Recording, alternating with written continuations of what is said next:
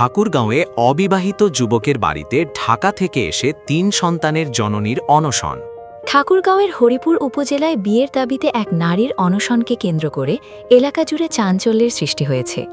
প্রেমের সম্পর্কের পর বিয়ের আশ্বাস দেওয়া হলেও সেই প্রতিশ্রুতি রক্ষা করা হয়নি। এমন অভিযোগ এনে প্রেমিকের বাড়িতে অবস্থান নিয়ে অনশন শুরু করেছেন ৩ সন্তানের জননী আলেয়া। স্থানীয় সূত্রে জানা যায়, ঢাকার সাভারের বাইপাইল এলাকার একটি পোশাক কারখানায় চাকরি করার সময় আলেয়ার সঙ্গে হরিপুর উপজেলার বকুয়া ইউনিয়নের বাসিন্দা শাহ আলমের ছেলে জাকিরের পরিচয় হয়।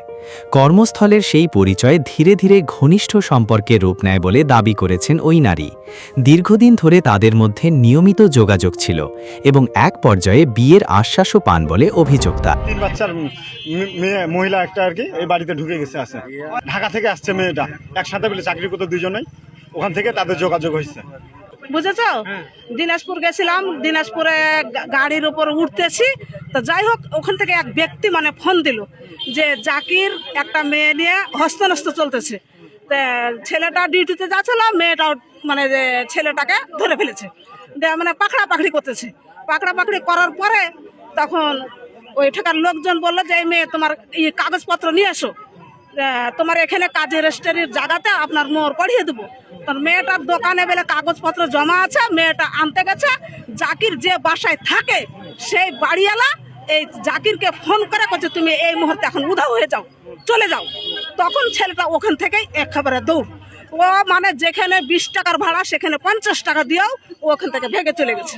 ভেগে গেছে। এখন এই বর্তমানে যে মেয়েটা আসলো এতটুকু এটা আমরা জানি না, কিন্তু এখন সকালে যে আসলো এই আমরা দেখলাম যে মেয়েটা আসলো। বুঝেছো? ঢাকা থেকে আসলো। ঢাকা থেকে আসার পরে ওর একটা ছোট্ট মেয়ে আমাকে যে বললো কি যে বড়মা ওই যে মেয়েটা আসা পড়লো। তখন আমরা কিন্তু দৌড় পড়ে আসলাম। দৌড় পড়ে আসার পরে তখন শাহ আলমকে বলছে যে শাহ আলম এখন কি হলো? তখন বলছে যে বাড়িতে ঢুকাও, মেয়েটাকে বাড়িতে ঢুকাও, লোকজন আসতেছে দেখবে, বাড়িতে ঢুকাও। বাড়িতে ঢুকাইলো। আমি বলছি যে না, একটা মেয়েকে কেন বাড়িতে ঢুকাবে? বলছে তুমি কি কথা বেশি জানো, কারোর আমি বুঝ নিতে চাই না। হ্যাঁ, তখন আমরা চুপ মারে গেলাম। মেয়েটাকে বাড়িতে নিয়ে গেল। বাড়িতে নিয়ে যে কি করলো না করলো, মেয়েটাকে আবার বেলে ঘর থেকে বাড়ি থেকে বাইর করে ডেড়েছো না।